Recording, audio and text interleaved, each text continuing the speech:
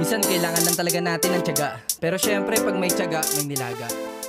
So guys, so meron tayo ditong ECU and receiver ng Honda Click version 2 keyless. Okay, so pinadala sa atin to para ma-check kung good ba ito. Kasi sabi ng customer ay wala daw response ang remote doon sa receiver. Okay, so ngayon testingin natin.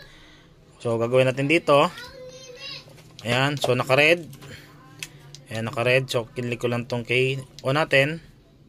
Ayun, so nag-green. So ayun oh, nagalaw agad, gumagana agad oh.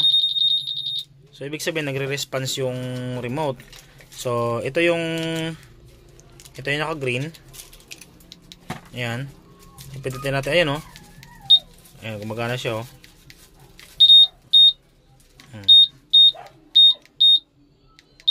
Gumagana siya. So may response yung remote to receiver. Then try natin i-on. Gumagana yung solenoid ng receiver. Then on natin. Gumagana yung pump. Ibig sabihin working yung receiver to ECU. So walang problema sa receiver tsaka sa ECU. So good dito guys. So isang remote pala tinesting ko. Ayan. So naka-green off ko to. Then i-on ko naman yung isa. So pares na silang naka-red. Testingin natin yung magre-response. Ayan. Okay. So walang response kapag naka-off. Okay. So i-on ko. Green. So testing. Ayun, gumagana oh. Then, ayun. So working siya. So walang problema sa remote to receiver and receiver to ECU. So yun siya. Ayun, gumagana siya. So pag ginalaw, nag-alarm siya. Ayun siya. Okay. So working ito. So baka may problema sa motor yung wiring niya.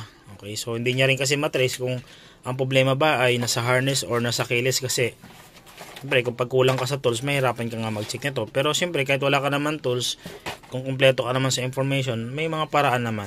Okay, so ito good na to.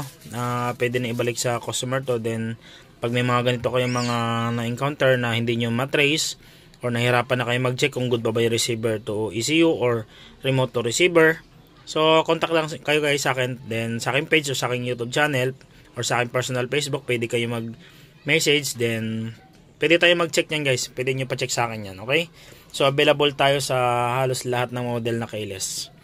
Okay, so magandang araw sa ating lahat. Bye bye.